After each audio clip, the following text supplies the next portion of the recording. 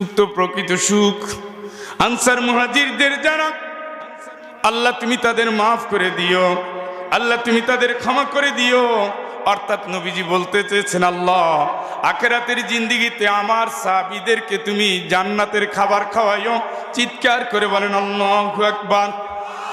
সাহাবীরা বুঝে গেছে নবী খাবার দিতে পারবে না, পেটে পাথর বেঁধেছে, পাথর নবীজিও বেঁধেছে, সাহাবারাও বেঁধেছে। সুবহানাল্লাহ কোন, সুবহানাল্লাহ কোন। খালি গান গাইলে হবে? পেটে পাথরও বান্ধিলেন নবী ক্ষুধার জ্বালায়। কেন বাঁচছেন? ইসলামটাকে বাঁচানোর জন্য। ক্ষুধার্ত নবী, অভুক্ত নবী, অভুক্ত সাহাবা, ক্ষুধার্ত সাহাবা লড়েছে, মরেছে, মেরেছে, সংগ্রাম করেছে, তবুও একটা ইঞ্চি জমিন তারা বাতিলের হাতে ছেড়ে দেয় না। আজকে খাবার নেশায় পাগল হয়ে বাতিলের সাথে হাত মিলেয়া দলের পাল্লা ভারী করো। মিয়া, তোমরা কি আসলে দেশ ভালোবাসো নাকি তোমরা ক্ষমতা ভালোবাসো? ইসলাম আদর্শিক লড়াই লড়ে, বাতিলের হাতে হাত রেখে ইসলাম চলে না। সেইটাই সূরা, কঠিন একটা সূরা, সূরা আহজাব 33 নম্বর সূরা। আমি যে অংশ তেলাওয়াত করেছি, উম্মাহাতুল মুমিনিন হযরত সালামা রাদিয়াল্লাহু তাআলা আনহা বলছি, ইয়া রাসূলুল্লাহ, কোরআনের আয়াতগুলো তো সব পুরুষদের জন্য, তা আমাদের কি হবে? আমরা তো অর্ধেক মানুষ, আমাদের জন্য তো কোনো খবর নাই। এটা বলেছেন, নবীজি কোনো উত্তর দেন নাই। তিনি এই এত কথা কেন হচ্ছে? কি হলে এই তোমরা এক একজনে ব্যাজ নিয়ে আমারে না দেখাইয়ে কথা থামাও ভাই।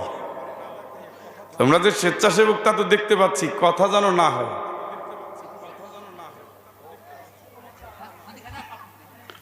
কথা কি শেষ করব না শুরু করব? মন দিয়ে শোনেন। উম্মে সালামা রাদিয়াল্লাহু তাআলা আনহা কথা বললেন, আল্লাহ রাসূল মসজিদের মিম্বারে চলে গেলেন খুতবা দিতে। উম্মে সালামা বলেন, আমি তখন চুল আঁচড়াচ্ছিলাম। এই সময় দেখি নবীজি এই আয়াত তেলাওয়াত করতেছেন, যেখানে নারী এবং পুরুষ জান্নাতে যারা যাবে তাদের গুণগুলো আল্লাহ বর্ণনা করতেছেন। জোরে বলেন আলহামদুলিল্লাহ। এই গুণের অধিকারী হলে তারা জান্নাতে যেতে পারবে। এই ওয়াদাটা কার? কার?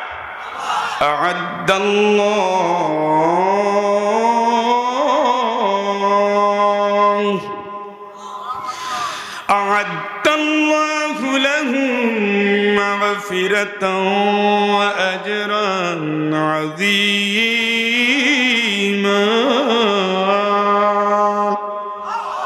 আল্লাহ ওয়াদা করছে মাফ করে দিবে। সুবহানাল্লাহ। আল্লাহর তো মাফই চাই, কি চাই? কথা কয় না। রব্বানা যালামনা আনফুসানা ওয়া ইল্লাম তাগফির লানা ওয়া তারহামনা লানাকুনান্না মিনাল খাসিরিন। মাফ চাইলাম কার প্রতি? আল্লাহ, অনেক জুলুম করেছি আমাদের উপরে, তুমি মাফ না করলে কই যাব? দয়া করে তুমি মাফ করে দাও গুনাহগুলো, তুমি আমাদের প্রতি দয়া করো, না হয় আমরা ক্ষতির মধ্যে পড়ে যাব। আল্লাহ, রব্বানা ইসরিফ আন্না আযাবা জাহান্নাম ইন্না আযাবাহা কানা গরামা ইন্নাহা সাআত মুস্তাকাররাও ওয়া মুকামা। আল্লাহ, তুমি জাহান্নামে ফালাইও না, জাহান্নামের আযাব থেকে বাঁচাও। ওই জায়গায় যে গিয়েছে আল্লাহ, সে ধ্বংস হয়ে গেছে। আমারে তুমি জাহান্নামের ওই কঠিন জায়গায় ফেলো না। মাপ চাচ্ছি কার কাছে? গাফিরিয যামবি ওয়া ক্বাবিলিত তাওবি শাদীদিল ইকাবি দিত-তাওল লা ইলাহা ইল্লাহু। আল্লাহকে আমি আল্লাহ গুনাহ মাফ করি, আমি তওবা কবুল করি, আমি যারে ধরি ভয়াবহ ধরি, আমি ছাড়া তোদের আর কেউ নাই। কার কাছে মাপ চাই? তওবা কবুল করে কে? আল্লাহ বলেন আল্লাহ, আল্লাহ ওয়াদা দিচ্ছেন, আল্লাহ ওয়াদা দিচ্ছেন লাহুম মাগফিরাতান ওয়া আজরান আযীমা। মাফ করার ওয়াদা দিয়েছেন, মহাপুরস্কারের ওয়াদা দিয়েছেন, মহাপুরস্কারের ওয়াদা দিয়েছেন। মহাপুরস্কার হলো জান্নাত, মহাপুরস্কার হলো জান্নাত, মহাপুরস্কার হলো জান্নাত। এই জান্নাতে যারা যাবে, আল্লাহর ক্ষমা যারা পাবে, সেই নরনারীদের জন্য আমার আল্লাহ জানিয়ে দিয়েছেন ওদের 1 নম্বর গুণ, ওরা হবে অনুগত। কি হবে? কার? কার? কার? আল্লাহ ওয়া রাসূলহু উলাইকা সায়ারহামুহুমুল্লাহ। যেখানে আল্লাহর হুকুম সেখানে অনুগত কার? যেখানে রাসূলের আনুগত্য সেখানে কার কথা মানব? রাসূলের। কার? আল্লাহ। 2 নম্বর, 1 নম্বর, 2 নম্বর, আমার কোনো অহংকার নাই, আমি মানবো। আল্লাহ বলছে মান, সুদ খাবি না, আমি খাবো না। জিনা করবি না, আমি করব না। আল্লাহ জিহাদ কর, করব। নামাজ পড়ব। লড়াই কর, করব। বাপ মার খেদমত কর, করব। মিথ্যা সাক্ষী দিবি না, না আল্লাহ দেব না। মিথ্যা মামলা করবি না, না আল্লাহ করব না। ওজনে ভেজাল দিবি না, না আল্লাহ দেব না, না আল্লাহ দেব না, না আল্লাহ দেব না। হারাম খাবি না, না আল্লাহ খাবো না। নেকের পথে চল, আল্লাহ আমি চলবো। এগুলোর কয় কি? অনুগত। কি কথা কয় না? কি জোরে কন? এই অনুগতের নাম হলো মুসলমান। মুসলমান এই জন্য না যে আমি গরু খাই। মুসলমান হলো সামি'না ওয়া আতা'না গুফরানাকা রাব্বানা ওয়া ইলাইকাল মাসির। আল্লাহ শুনছি, মানলাম, শুনলাম, মানলাম। কোনো তেরামি নাই, বাদরামি নাই, শয়তানি নাই, অজুহাত নাই। শুনলাম, কথা কয় না, শুনলাম, মানলাম। কার কথা? কার হুকুম? কার বিধান? শুনলাম, মানলাম, এরে কয় অনুগত। ও আল্লাহ, আমার কি হবে? 60-65 বছরের এক লোক আসছে, যশোরে একটা প্রোগ্রামে গেছি, আমার একটু তওবা পড়ান। দাড়ি গেছে সাদা হইয়া, কি তওবা পড়াবো আপনার? আপনার ওয়াজ আমি শুনি, আমি তো নামাজ পড়ি না। কাঁদতেছে আর বলতেছে। আমি বললাম চাচা, আল্লাহ এমনি মাফ করে দিছে, আপনি বুঝতে পারিয়ে যেহেতু চোখের পানি ফেলছেন, মাফ করে দিছে। কয় কেমনে বুঝলেন? আমি বলি আল্লাহর আয়াত, আল্লাহ গুফরানাকা রাব্বানা, তোমার কথা শুনেছি, মেনেছি, কিন্তু আমি তো সেই ওমর যৌবনকালের বেশিরভাগ সময় নবীর বিরোধিতা করেছিলাম। এখন তোমার দুয়ারে হাজির, আমারে তুমি মাফ করিয়া দাও। এইভাবে তালহা, এইভাবে আবু জেহেলের পুত্র, এইভাবে অসংখ্য সাহাবী বয়স বাড়ি দেওয়ার পরে দাহিয়া কলবি, যার প্রত্যেকটা মেয়েকে সে জীবন্ত কবর দিয়েছিল। দাহিয়া কলবি তার মেয়ের জীবন্ত কবর দিয়েছিল। দাহিয়া কলবি নবীর কাছে ঘটনা বলে, দাহিয়া কলবিও কাঁদে, নবীজিও কাঁদে। আল্লাহ রাসূল বলেন, দাহিয়া কলবি শোনো, বুঝতে পারো নাই, ভুল করেছো, বুঝার পরে ফেরত এসেছো। আমার আল্লাহ মায়ের পেট থেকে সন্তান যেভাবে নিরাপদ হিসাবে, নিষ্পাপ হিসাবে বের হয়, তওবা করার সাথে সাথে আমার আল্লাহ তেমনি নিষ্পাপ করে দেয়। ضيق بقدنا غفرانك ربنا وإليك المصير। আল্লাহ একটু দেরি হয়ে গেছে, আমি বুঝি নাই, তুমি মাফ করো, যাওয়ার কোনো জায়গা নাই, তোমার কাছেই তো আসতে হবে। আল্লাহকে কবুল। সুবহানাল্লাহ সুবহানাল্লাহ।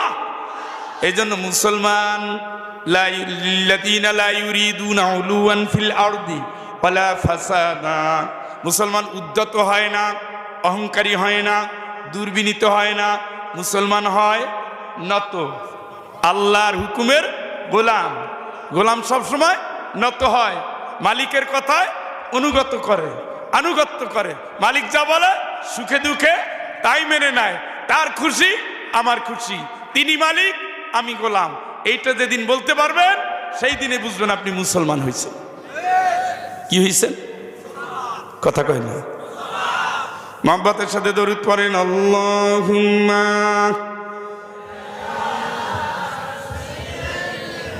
একটু অল্প, ওয়ালা আলি, তাড়াতাড়ি ভাই।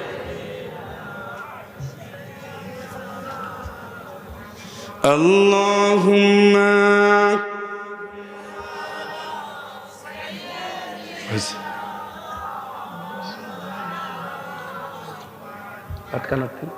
ওয়ালা আলি।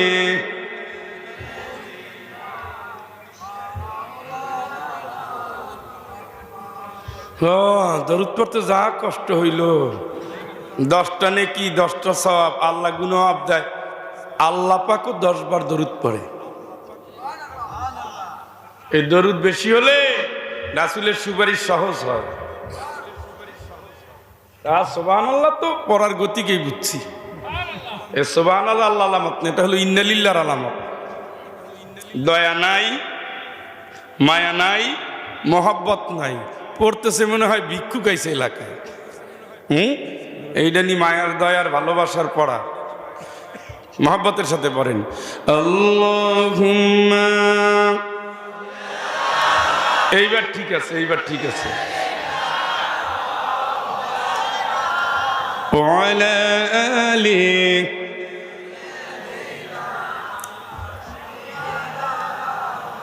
আপনারা আগে কেন পড়েন না এটা আমি বুঝছি। দেশে এখন ফের করার শেষ নাই। এখন দরুদ ইব্রাহিম ছাড়া সব অচল করে দিয়েছে। আহলে হাদিসের এই বর্ণনার কারণে এখন সব দরুদ বাতিল হয়ে যাচ্ছে। আসলে ওটা নামাজের জন্য খাস। কথা কয় না কেন? দরুদ ইব্রাহিম কি নামাজের জন্য খাস। এর বাইরে যদি শিরক না হয় সেই দরুদ জায়েজ। বুঝেন না? আমরা এটা নিয়ে অনেক দেশ এখন বুঝছেন খাইয়া ফেলাইছে হুজুররা। মুসলিম খালি নাম আছে, ভিতরে এত জিলাপির মতো প্যাচ। এই প্যাচ কাটাইয়া মুসলমান জান্নাতে যাওয়া খুবই কঠিন। এই জন্য আপনারা দায়ী না। যে মাজারে যায় আসলে সে খুব কম দায়ী, কারণ এক হুজুর তার ওইদিকে নিয়ে গেছে। দায়ীটাকে কথা কয় না, হুজুর দায়ী না, সেও তো আসে বড় পীর সাহেব, বড় পীর সাহেব, আমি নাম নেব না, বড় পীর সাহেব যে উপরে হেইও হেইও খালি জিকির তালে। হ্যাঁ, বসেন বসেন, বসিয়া যান। এর ভিতরে কি মেসেজ? কোরআন দিয়ে 10 মিনিট কথা কাও, মানুষ আলো নিয়ে বাড়িতে যাক, জান্নাতের পথ সোজা হবে। নাইচা কুদ্দা ডান্স দিয়ে এই ইসলাম, ওরসের নামে নারী পুরুষ এক মঞ্চে, এইগুলো ইসলাম। এটা হলো ঢলাঢলির ইসলামী বিনোদন। ওরা করতো মমতা জাপারে নিয়া, আর এরা করে পর্দা নসিনের ভাব ধরিয়া, নাম মুসলমান ঠিকই, শয়তানি কইরা কইরা ওই রকমের দেহ দেখাইয়া নাচে। আর ওই যে সুন্দর কথা, কিন্তু আবার সুন্দর কথা, কিন্তু সুন্দর। রোজ কি, রোজ হাসরের দিন, কিরামান কাতিবিন, তাই না? সুন্দর মিলাইছে, সুন্দর মিলাইছে। সেই দিন যদি আল্লাহ জিজ্ঞেস করে, বলবো আমরা খাজা বাবার লোক। এগুলো দেশে আছে। তো খাজা বাবার দরবারে কি হয়? খালি গান হয়, গজল, আশিক। আশেকের গজল। এই গজলের জন্য আপনারা যদি এখানে এসে বসে থাকেন, হেদায়েত হবে কি? হবে নি? একটার পর একটা নাত গাইতে থাকলাম, গাইতে গাইতে রাত কভার করে দিলাম, এর ভিতরে হেদায়েত আসেনি? হেদায়েতের জন্য লিতুখরিজান্নাস মিনাজ যুলুমাতি ইলান নূর,